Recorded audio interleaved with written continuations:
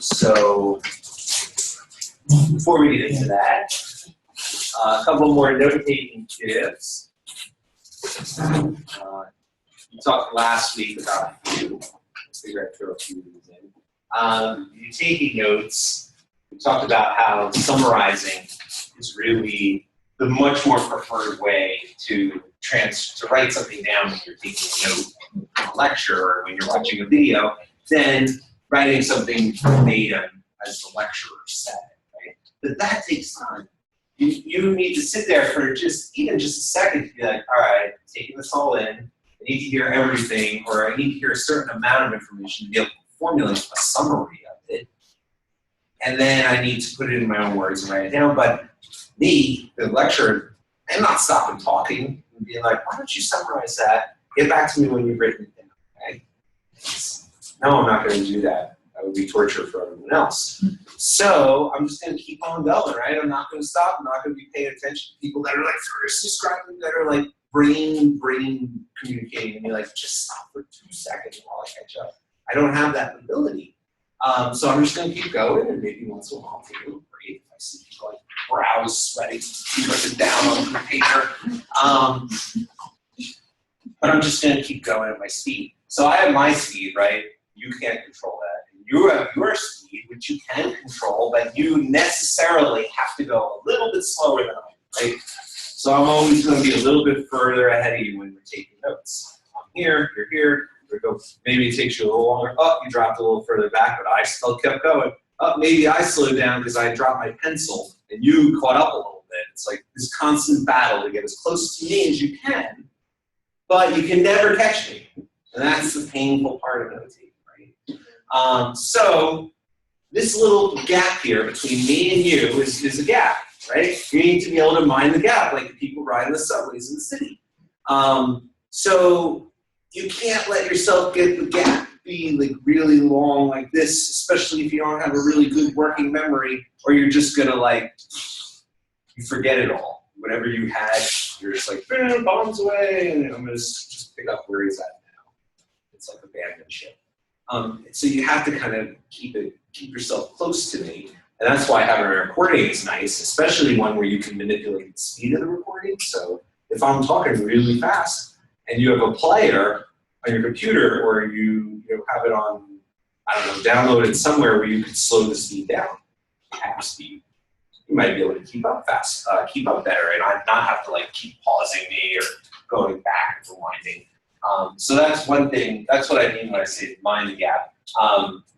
That gap, the ability of you to hold information and to the point to transcribe it down, but still also remembering what I'm saying in the now is a working memory function. So we hear about like long-term memory, short-term memory. Working memory is a little different. It's like your current memory. It's like RAM in a computer, right? You ever have a computer that has like 16 programs open at once, and you try and play a video on it? What happens? Just lags. Right, it runs like crap, right? It's like, ugh. So that's your brain when you're taking all these notes, and you have them transition here. So, now I'm going to do my calendar plug.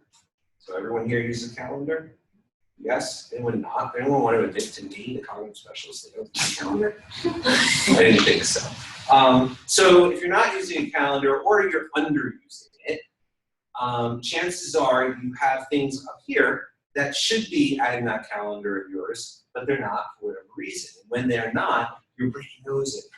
Your brain will nag you. You're like, don't forget about me when Nancy and me. You're going to down there. Your brain somehow knows. So you're sitting there furiously taking notes, and then all of a sudden in pops this thought about names. It's like, man, now the gap has gotten longer because you have to take this out. So, mind the gap. The RAM is your brain with 16 different things trying to be remembered. Your appointment with Nancy, the notes that you're going on, that's like your focal point. That's the video. That's what you're trying to do in the moment. I'm trying to watch the video. I don't care if I have my solitaire in the background or whatever, my videos and my family and my dog. I want to watch the video. So you write all that stuff down in your calendar, you put it on a to-do list, and that's like Xing out each of the programs.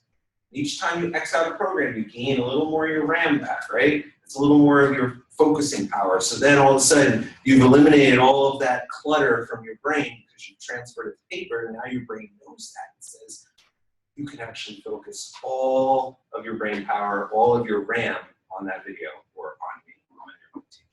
So if you have distractions that you keep thinking about, write them down, because then you won't think about them anymore. And then you can pay better attention to them. And keep that gap nice and close. Abbreviate whenever you can. Who knows these abbreviations? Anyone?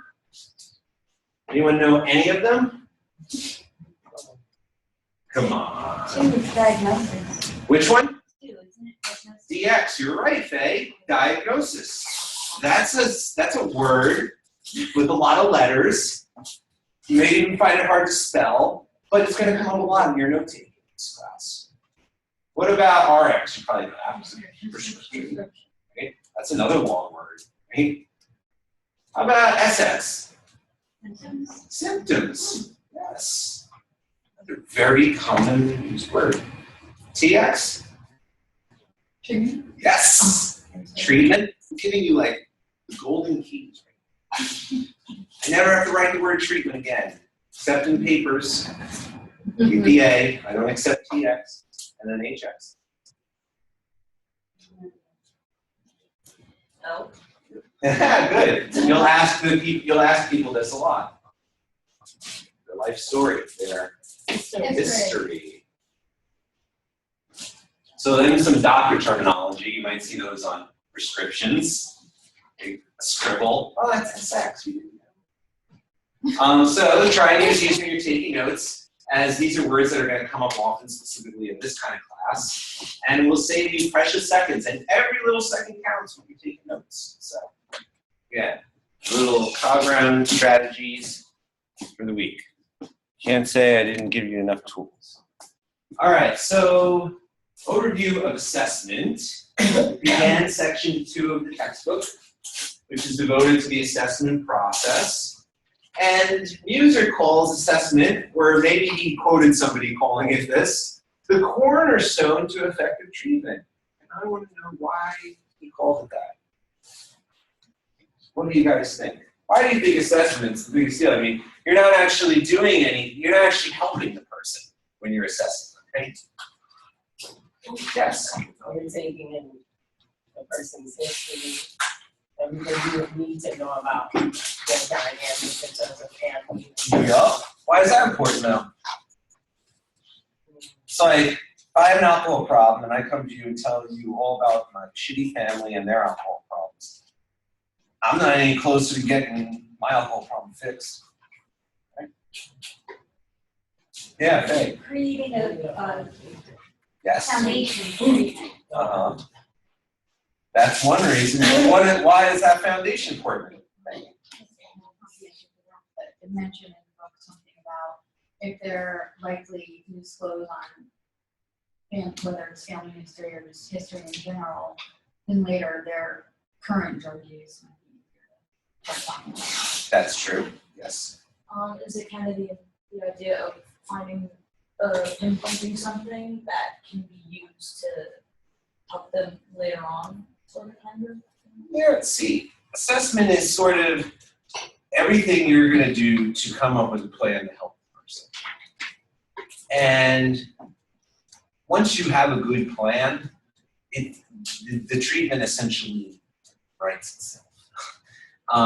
It's like whatever they tell you or whatever they disclose to you, it's like, okay, maybe that's something we potentially work on. True. And you also have to be thoughtful that everything they tell you may not be true. So you have to always be factoring in that. It's like you have to be have a pretty good bullshit detector. Say like, I've heard this story before, and this one doesn't seem the same. You know, it's using a lot of intuition, especially if you have some experience. But you know, even in the beginning, you sense sometimes when people are lying to you, can you? Right? Yeah. So if you are able to take a very good assessment of somebody and get a really good stock, and really understand where they're coming from, what they're struggling with, what the negative consequences that they're seeing in their lives. That best informs you to write a kick-ass plan on how to help them. We talked last week, this is somewhere, let's see. No, but we talked last week that, oh yeah, think back to last week's discussion regarding stages of change and stages of treatment. Whatever thing you do to help the person, whatever intervention you provide, 12 steps, relapse prevention plan, motivational interviewing, all of these are different strategies you can do to help somebody that has a substance abuse problem. But you gotta know what stage they're at, because that is going to dictate what treatment you recommend or what strategies you present to the person. And if you don't know what stage they're at, you're not going to make a good treatment plan. And you're not going to know what stage they're at unless you do a good assessment. So you walk in, and the person walks in and sits in front of you and is like, yeah, I'm here because, my mom said I may have a problem, but I don't think I do. And, it just paints a very minimalistic issue. It's like, once in a while, it's and let's say the clinician is like, not been around the block a few times. It just takes this person. Like, okay, great, not really a problem, great, you're doing great. And it turns out, full-blown, major, severe problem. And their recommendations don't match what the real story is. And that's another plus for getting other sources of information other than just the person themselves. Talk about this as well. So in order to know what stage they're at, whether it be their stage of treatment or their stage of change, you have to do a good assessment. And the only way you get a good treatment plan is when you really are accurately able to determine that stage. So, problem with a lot of agencies is assessments are done in the beginning, right? Intake. Somebody comes in for the first time, that's usually their intake, entrance into the agency, and they'll do a lot of initial assessments on the person. And a lot of times they won't do another one until when? Anyone know? They probably don't assess them at discharge. They're only going to assess them whenever the freaking state says they have to assess them, or their insurance company, whatever regulatory body. At least that's the way it seems in real practice. Perhaps in the private or for-profit world, they do them rigorously or they have a real purpose. But like a lot of the mental health only assessments are done in intake and then done however the division regs or the Medicaid regs state. So it's like, oh, I got my assessments done. Don't have to think about assessing that person for 4 months or 6 months if they've been with you for a while. That's really not the way to think about this. Should be thinking about it. Shouldn't be static, staying in one place, but rather an ongoing thing.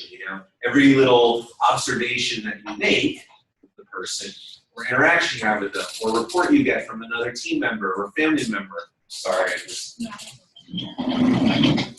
All of this is going to help inform your assessment of the person. And so it's always going to be kind of, moving a little bit every so often, and then every once in a while there may be a big event, right? A failed drug test. And it's like, oh, now my assessment of the person has just taken a big leap in one direction or the other. It's interwoven with treatment. Anyone want to take a stab at what that means?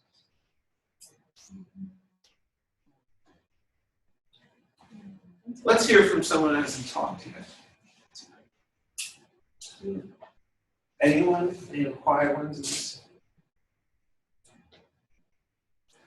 Interwoven. Why would it be interwoven?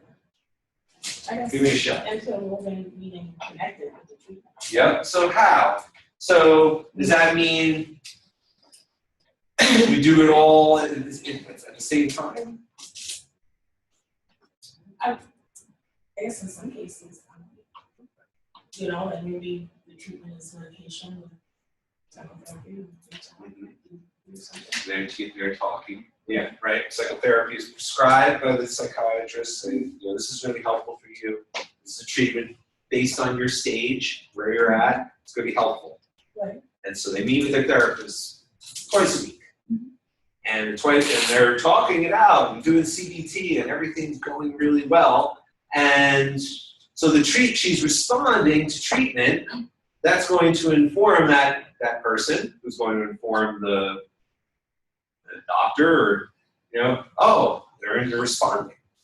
They're improving, so that it's going to continually inform what the next step is. So whatever the most current assessment is going to dictate, okay, are we going to continue along this path? Should we stay with 2 days a week? Or let's take the opposite approach. Person is not responding to treatment, gives that feedback.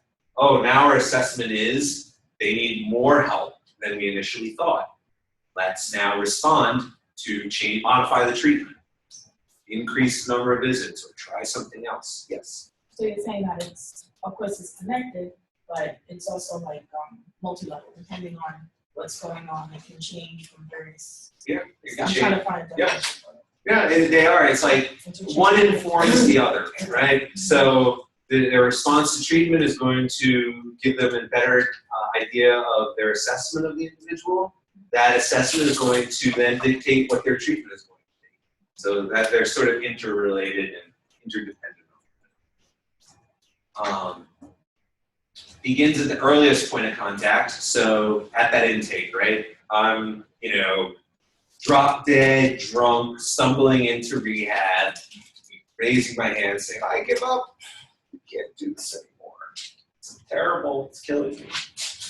And that person's staring at Derek, slovenly drunken on the floor, is like, my assessment is just going a million miles an hour now. Just on my observation of Derek on the floor. I'm already assessing. My first point, it's like, the first impression never goes away. It always sticks with you. Hopefully a good intake person, that's not the case, right? Hopefully they have hope, like, he's going to get better. I won't always think of him as that slovenly guy on the floor. It does, though, begin at that very first moment you have, make eye contact, what they dress like, how they smell, do they have their hair all, and it's going to continue throughout the relationship. And it can be in any place. It doesn't have to be in a treatment setting. It can be out in the community, anywhere. Often begins in the community and often ends in institutions, unfortunately. So you've been working with the person for a while and, they did something bad, and now they're in jail and they're not going to be seeing us anymore. And that's going to be the end of the line, at least temporarily, while that person deals with the legal issue. Or they have a hospitalization. Might be a minor thing. They're going to come right back. The assessment is, this was a slip-up, this was a relapse, let's try again with changes. Or it might be, our assessment is now that we are not able to provide the care that this person needs. And our assessment is, they need to be referred somewhere else. So our relationship is going to end with a referral to a more, quote-unquote, appropriate placement. So, yeah. That doesn't work the way we thought it did. Okay, so what are we doing when we are good little assessors? Assessmenteers. So we're looking for signs and symptoms, right? Like I said, guy walks in and he's, stumbling and falling on the floor. You're gonna say, my years of experience about this situation, I think he might be intoxicated. And the signs are, can't stand up, reeks of booze, open wounds because he's been kept falling, or blood falling out of his head or something. Apply diagnostic criteria, DX. To say, listen, I see this, and this, so that means to me this person fits this diagnosis. They are somebody with alcoholism or alcohol use disorder, whatever they call it now. We'll explore the context of usage. Okay, so you are somebody with alcoholism. Why are you using alcohol? Tell me more about that, because everybody's reasons for using are not the same. So the context matters. Just like it would matter, with any substance. So You'll then determine the functional significance. So how is this negatively impacting the person or not? And that's a big, big issue or a big defining feature when it comes to, is this a problem behavior or is this more of like a moderate usage, abusive type of thing? Is functional significance like, are they holding down a job? Are they, do all of the people that are supports in their lives, are they cool with this person's level of usage? If everyone around them is saying, you drink too much, that means a lot differently than if, they didn't. They were like, well, he drinks, but, doesn't seem really bothered. That's going to matter. So the functional significance, there's plenty of functional addicts out there. The thing is that though is a lot of them stay functional forever. Usually you're catching them at the time before it gets really bad. So some can hold out a little longer than others. So once you've figured all this out, you'll then try and figure out and determine and talk to the person about the role of substance in their life. Are they using it to sleep? Are they using it to cover up or mask pain? Are they using it to feel more social and interact with other people better? So using it to go to sleep. A lot of people use things for different reasons. Yeah. It's similar to content usage.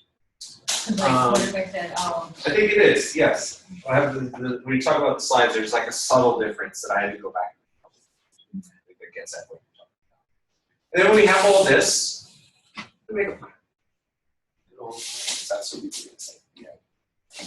So the IDT, Integrated Dual Diagnosis Treatment Model, talks about the 5 stages, the 5 steps of the model. So first we detect.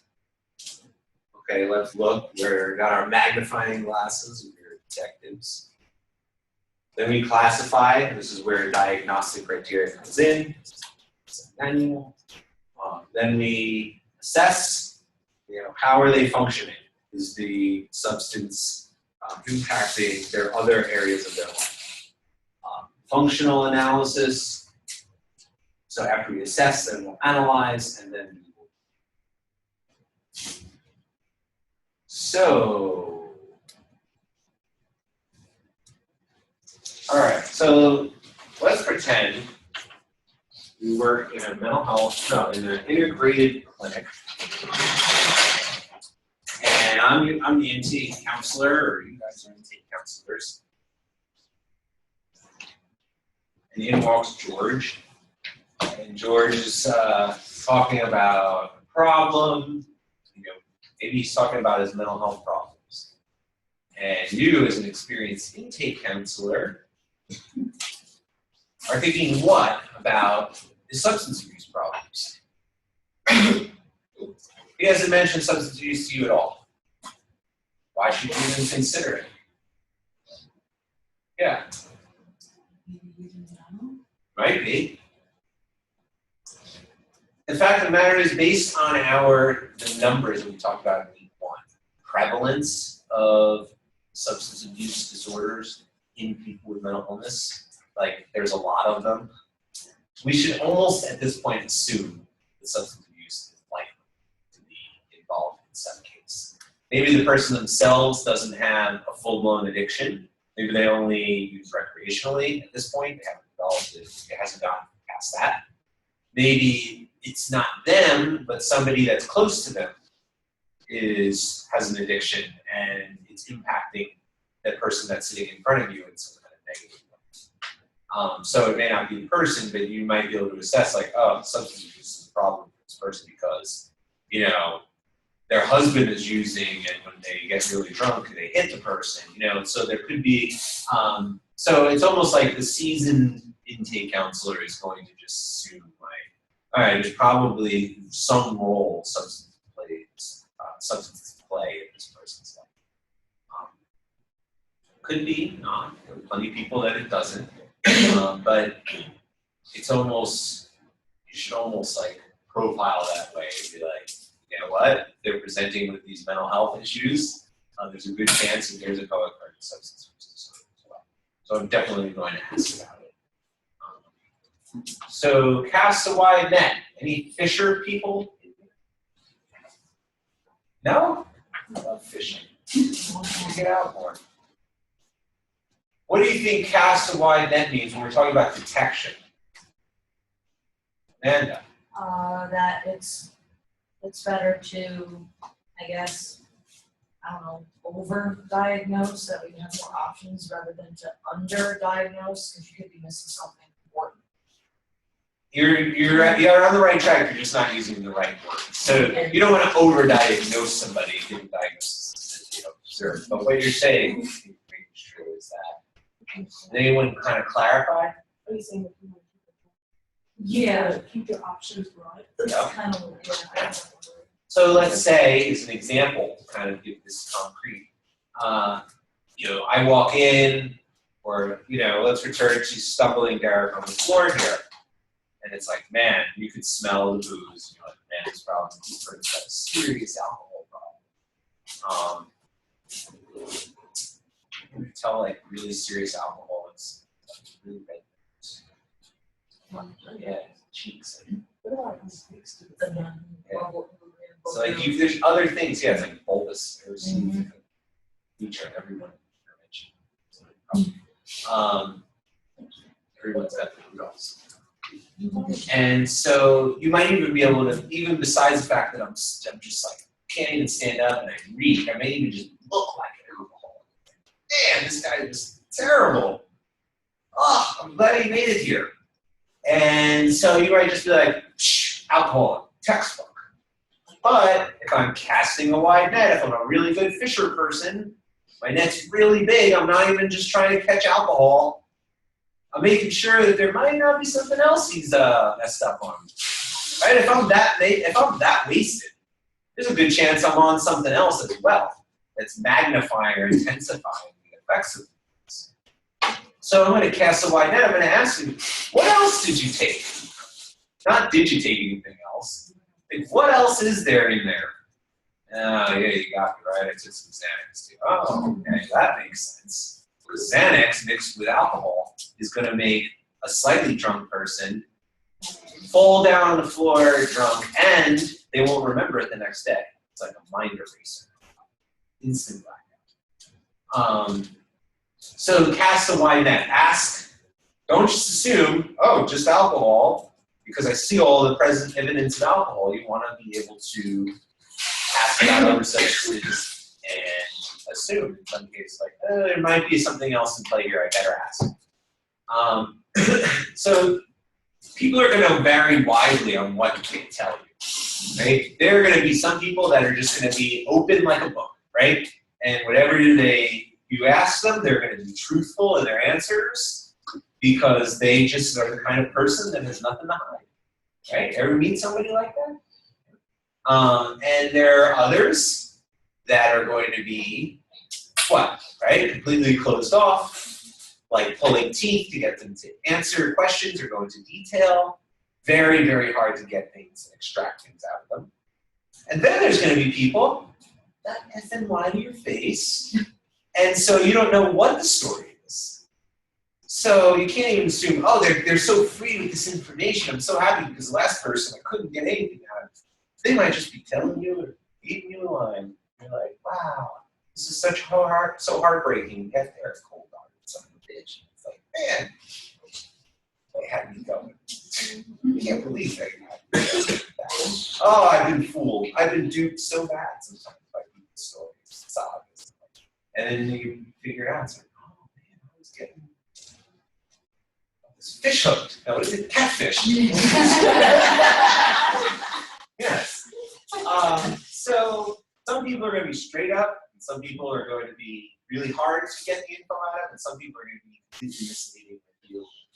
So you can't just take people at their word. You want to try and back up whatever they're saying with some other source to verify, right? So that could be, something that's pretty indisputable, right? A lab test. And so drug screens are pretty black and white, right? There's definitely situations where that can cause a false positive drug screen. Or there's ways that people can manipulate drug screens to have a false negative, right? They somehow beat the test. You know, use somebody, if it's a urine screen. Oh, you want to hear an awful story? Here's a good one. So a partial care program where I know somebody at has an integrated dual diagnosis treatment unit. Recently had their bathrooms redone. And so in the men's room, what do you think they found in the drop ceiling? What? Lots of pee. Yes, individually in bottles. Wow. That they stored up there so that when people said, oh, I need drug tests, or can I get a sample, please? They'd be like, oh, sure. And they'd go into the men's room and they'd go up to the little drop ceiling and get the urine that they had stored there from their buddy that didn't happen to use. And voila. People are source. Should have known and thinking back. So lab tests are not all created equal. So a lot of them they'll be like 5-panel or 7-panel, which just means the amount of drugs they'll test for. So a lot of the program I had worked at was a 5-panel test, maybe, or maybe a 7-panel. So it's going to be big ones, right? It's going to be marijuana, cocaine, opiates. Some will do like benzodiazepines, so Xanax would get detected. What else? So there was also like methamphetamine was on there. And I only saw that pop up positive one time. In all the times I was giving drug tests. This is a young woman, and sat down and I was like, some bad news. Tested positive. And she was like, for what? Like she was just like, which one is it? Almost like I was like, methamphetamine. She had been an opiate user. So this was surprising. I mean, it's just surprising culturally. We just don't see a lot of meth in New Jersey. I'm sure it's here, but it was the first time I had ever, come into contact with a positive test. And turns out she had used ecstasy, and ecstasy must have had methamphetamine. So that's what she says. They don't test for ecstasy on a lot of these panels. I mean, I haven't seen. I'm sure they do have MDMA detection systems. I think it probably shows up in urine. But that one had come up for me once. But it's usually like 5 to 7 panels. And so it might be like, I might do that, and if I didn't talk to her, just assume she's a meth addict. And in turns, she's actually into the party drugs, the club drugs. And, the method of treatment, the approaches might be completely different depending on the drug you're trying to treat. So you can't just make assumptions based on drug tests that, it came up positive, they must be positive, came up negative, must be negative, or they come up for this drug, but it's actually something else. Any questions on drug tests? There's a lot of other ways to detect. So there's urine is the most commonly used in clinics, like you guys might work or intern at. But they, certain levels, like you go up higher, like FBI, they might do hair samples. Talk to do longer periods. Go back longer than the drug might be in urine for. Cheek swabs are another one. Talk about it. What? Blood tests, yes. Blood tests are becoming a big deal now in the states where recreational marijuana is a big deal. It's legal because you can't breathalyze somebody for marijuana on the spot, and it stays in the urine too long, but I guess there's a way to do it with blood. So lab tests could be saliva, it could be urine, it could be blood, hair, other skin, I'm sure. And then the Dolly instrument, which is a specific detection instrument for mental health and substance abuse, which we'll look at more detail.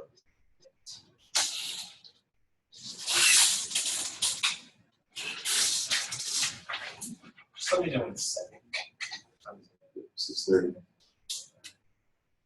So classification. All right, so we've detected. Oh, we didn't talk about other people. So we can detect by asking the person, hey, you got a problem? And, their story may or may not be truthful. We have detection instruments, whether it be lab instruments or like questionnaires. So some are better than others, right? A lab instrument is going to be a lot more, in a sense, foolproof than just asking somebody at their word. But they're not 100%, as we just discussed. But what do you think about other people? Where do you think they rate between taking the person at their word, which is you're leaving a lot of chance to there being missing or inaccurate information, and something on the opposite end, which is like something like a lab test that's going to pretty definitively say yes or no, this person is taking substances? Where do you think family or friends or the reports of other people close to that person fall? They might tell you, not like, they probably most likely will tell you the truth because they're living with the person daily, the interaction.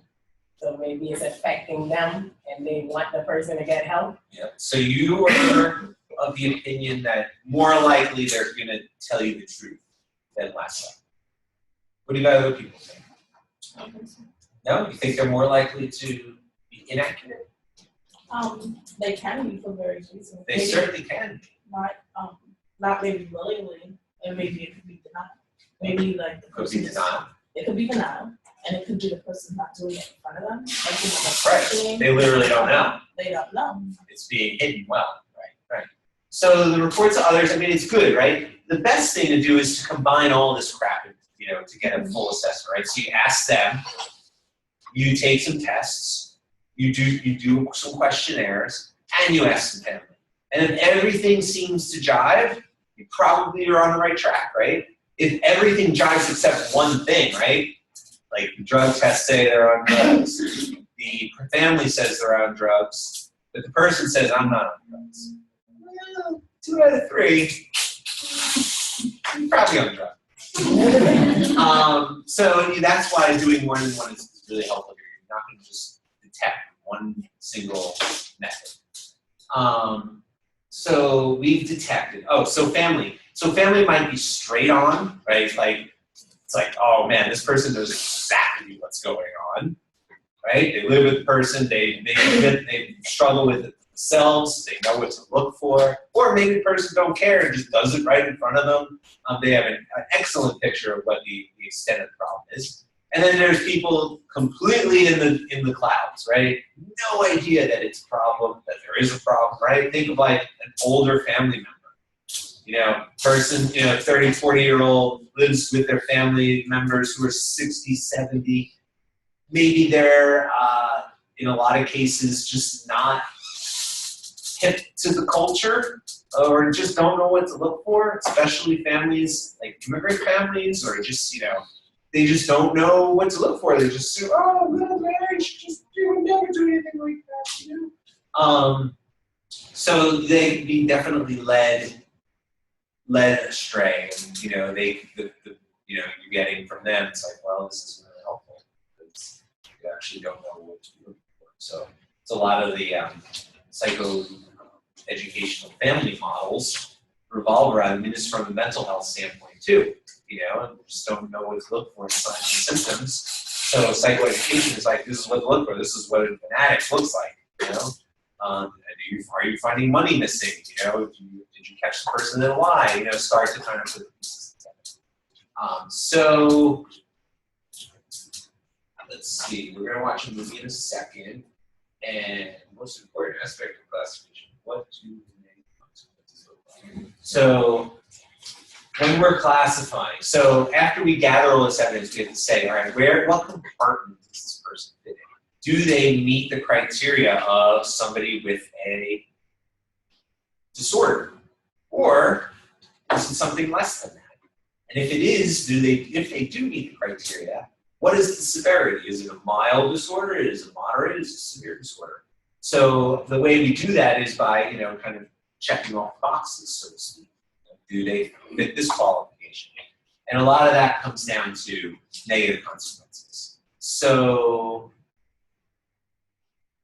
is your alcohol use such that it's negatively impacting your work? If it's not negatively impacting your work, there's a good chance that not necessarily a problem or not a problem yet. But if it is impacting your work in any way negatively, there's a very good chance that it is a problem, right? It's a very good, in a sense, dividing line, right? Is your alcohol use getting in the way of your ability to complete your class assignments? You know, and if it's not getting in the way of you as a student, as a worker, as a family member, as a parent, as a, you know, church-going person, whatever your roles are that you fill in the community, if your usage of substances is not giving you negative consequences across the span, then chances are you don't have the disorder. You know? So that's a lot of times the dividing line. It's like, if you are having negative consequences, like, okay, right? Anyone here moderately use alcohol?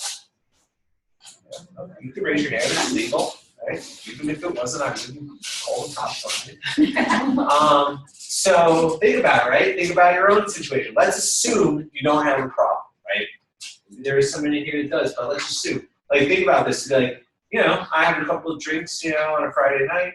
Does it negatively impact my job? Yeah, maybe it negatively impacts my sleep that night if I have a couple too many. But I'm not going to miss work in the morning, or I'm not going to be, you know, laying in bed while my son's tagging on my leg saying I'm hungry, I'm hungry. You know, it's not getting in the way of you being able to lead a normal life if you just have a moderate drinking habit. So, you kick back, glass of wine, dinner, a couple more on the weekends. No negative consequences. And you ask everybody else, and they're like, no, they use alcohol, but that's all they use it. So that is sort of one of the dividing lines. All right, so now we're going to watch a video about, so I mentioned either last week or the week before that the DSM changed, I think it was 2013 or 2014, and was updated to the DSM-5. And I was out of practice, so to speak. I wasn't in community mental health at that point, so I had zero experience actually working with DSM-5.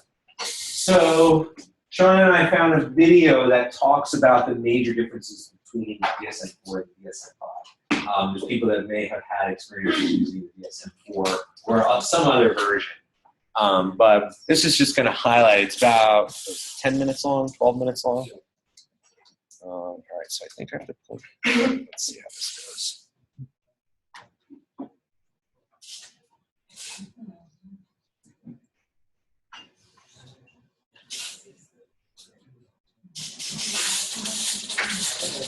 I'm an adjunct faculty member at the Phoenix campus, and the professor.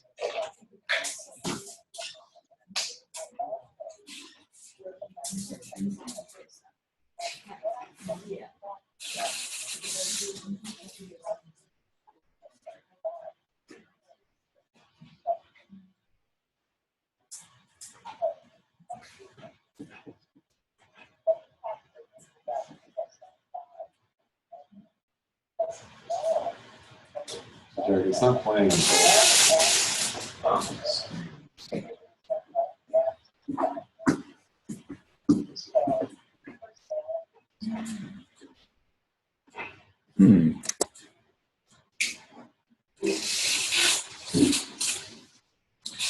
Still says it's sharing.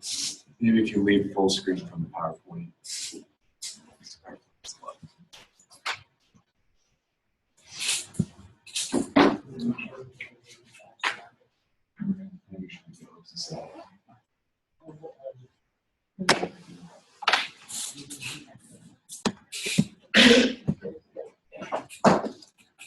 Let me introduce myself.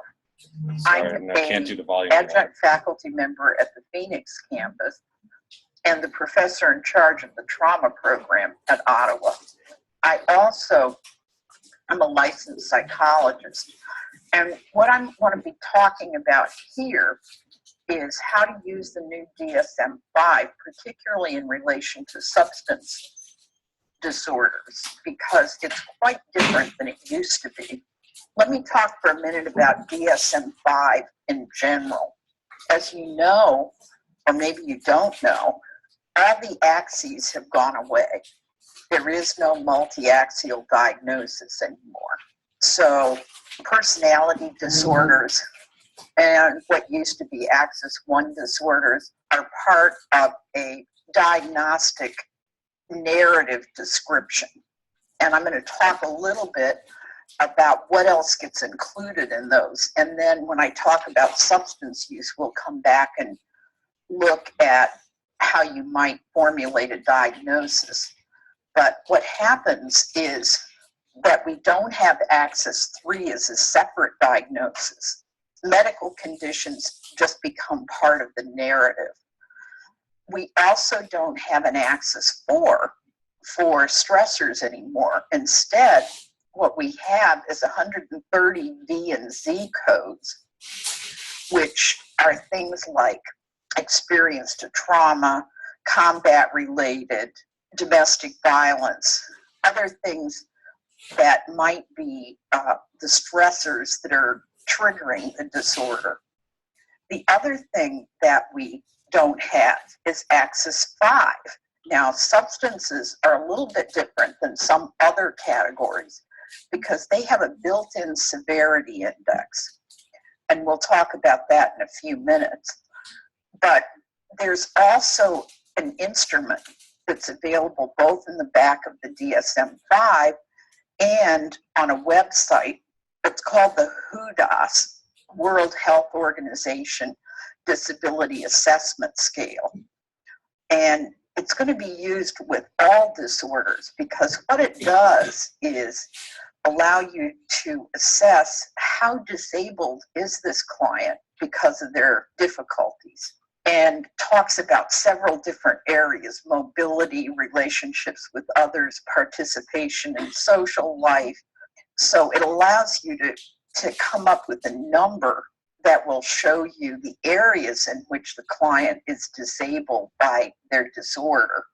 That's basically what we're going to have instead of the multi-axial diagnosis. You're going to want to log on to a website called Psychiatry Now because there are 80 clinical assessment instruments that can either be filled out by the client, by a parent, sometimes by a reporter, or by the clinician, so that they may have severity indexes for, say, psychotic behavior that the clinician fills out. They have what they call cross-cutting symptom measure, which just gives you an overall assessment of what kinds of symptoms a client is experiencing. Might be useful to do with substance disorders, just to make sure that there isn't something else that's going on at the same time. They also have specific assessments for things like PTSD, obsessive compulsive behaviors, depression, anxiety. The expectation is that you will do a level 1 cross-cutting assessment and then use some of the assessments in level 2 to give you a better idea of what might be going on with the client.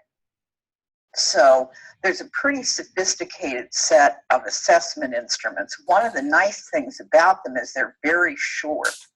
So they can be used, for example, as a session-by-session assessment of how is somebody's depression level, how's their anxiety level, how's their PTSD level since my last treatment with them. There's also a website that has a lot of assessment instruments for substance abuse. It's called Project CORK, C-O-R-K. Has the DAST, the MAST, the audit. Just useful to have them because one of the things that site does is give you all the research evidence related to those assessments and gives you both a sheet that you can have clients fill out and a scoring key for the assessment. So it's a good source of other assessment information for substances. Let me talk now, though, about how the DSM-5 differs and how it treats substance use. The main thing is they have done away with the differentiation between substance use, substance abuse, and substance dependence. There is one category now, and it's called substance use. It's diagnosed for every medication. For example, you might have one for prescription painkillers, one for methamphetamine, one for alcohol, and it will be alcohol use disorder. And it's defined in terms of problematical patterns of use. And it has 11 criteria. One of the best ways you can use these is to copy them and just for each client make a checklist of which of the criteria fit that client, because there's a built-in severity scale in substance use disorders. And I'll talk about that in a minute. To take the example of alcohol, and this is pretty much the same format as all of the other substances, you're going to have clinically significant impairment or distress as manifested by at least 2 of the following. And there are 11 criteria.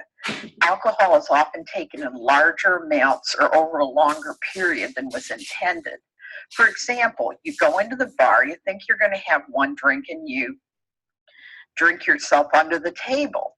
There's a persistent desire or unsuccessful efforts to cut down or control alcohol use. For example, the person may say, yeah, I'm going to quit drinking. May be able to do it for a week, 2 weeks, and then goes back to the substance use. A great deal of time is spent in activities necessary to obtain alcohol, use alcohol, or recover from its effects. So if a person has hangovers on a regular basis, spends all evening, every evening in a bar, then that would certainly qualify for this criteria. Craving or a strong desire or urge to use alcohol. Recurrent alcohol use resulting in a failure to fulfill major role obligations at work, school, or home. Client doesn't make it to work on Mondays because they're hungover. They promise to be available for their kid's soccer game and don't make it because they're drunk. Continued alcohol use despite having persistent or recurrent social or interpersonal problems caused by or exacerbated by the effects of alcohol. So husband and wife get into arguments almost every day over someone's drinking. Important social, occupational, or recreational activities are given up or reduced because of alcohol use. So the person may have really enjoyed camping with the family and gradually quits doing any camping because they'd rather stay home and drink. Recurrent alcohol use in situations in which it's physically hazardous. Obviously, drunk driving is one of those situations. Alcohol use is continued despite knowledge of having a persistent or recurrent physical or psychological problem that's likely to have been caused or exacerbated by alcohol. For example, the doctor says your liver is showing signs of a problem and you really need to stop drinking, and the person continues to drink heavily despite what the doctor has said. We do still have tolerance and withdrawal as one of the criteria. Tolerance is defined by either of the following: a need for markedly increased amounts of alcohol to achieve intoxication or desired effect, a markedly diminished effect with continued use of the same amount of alcohol. Withdrawal as manifested by either of the following: the characteristic withdrawal syndrome for alcohol, alcohol or closely related substance, such as benzodiazepine, is taken to relieve or avoid withdrawal symptoms. The severity of the disorder depends on how many of these criteria fit. So if you have 2 or 3 of them, it's mild, probably corresponding to the alcohol use disorder in the DSM-4. If you have 4 or 5, it's moderate. And if you have 6 or more, it's considered severe. They also have diagnoses for alcohol intoxication and alcohol withdrawal. So for example, if you're doing a clinical intake and the person is clearly intoxicated, then you would add that to the diagnostic picture. Or if the person is beginning to experience symptoms of alcohol withdrawal, that would be another diagnosis that would accompany the alcohol use disorder. So what you're doing is basically counting the symptoms. How many of these does this client exhibit? That's why it's useful to actually copy the criteria, and they're virtually the same for all of the substances, and just make a checklist. Okay, how many of these does this client fit? How many of these does this next client fit? Which is going to help you to make an assessment of mild, moderate, or severe substance use. So in some ways, it's got the criteria built in. One of the things that's a little bit challenging about the DSM-5 is that every substance has its own diagnosis. So you're going to diagnose alcohol use disorder, cannabis use disorder, methamphetamine use disorder, if you have somebody who has polysubstance problems. The diagnosis might go something like 45-year-old male with severe alcohol use disorder, combat related, which is the V code, and has disabilities in interacting with other people and communication. So the diagnosis is going to be more in paragraph form than in outline form. I hope this has been helpful for looking at how to diagnose alcohol use disorders, and I hope you will get onto psychiatry now and look at the assessments, because I think the expectation is going to be that you will use some of those assessments to check and see if there are other related problems. For example, you have somebody who's a Vietnam veteran who has chronic PTSD, alcohol use disorder. That would be kind of a picture of that client. So poke around the DSM-5. You'll get familiar with it and be able to use it in all of your diagnostic work. That was actually pretty good in terms of breaking it down. Actually, now that I've listened to it a few times, feel and understand it. Hi, this is Jackie Cornbread. And then people complain about it. I got a lot of negative feedback about this talk. But I actually think there are changes that they made to the addiction criteria, diagnostic criteria, pretty good. It was so rooted in time frames up until this, so the DSM-4 and beyond. Everything was like, how long is this? 6 months, if it was one severity, if it was for a year, it was a different one. And I think this is just easier. Like, you have these 11 things and you count them up, and that the more they have, the more severe the disorder is. So I think that's good and straightforward. So let's take our 7-minute break, come back, and then we'll finish our lecture. I'm going to disconnect this so nobody breaks. All right, Sean. So let's see. Stop video.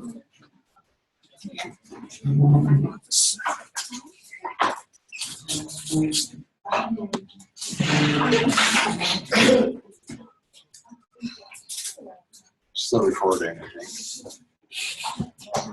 think. You can stop recording. There.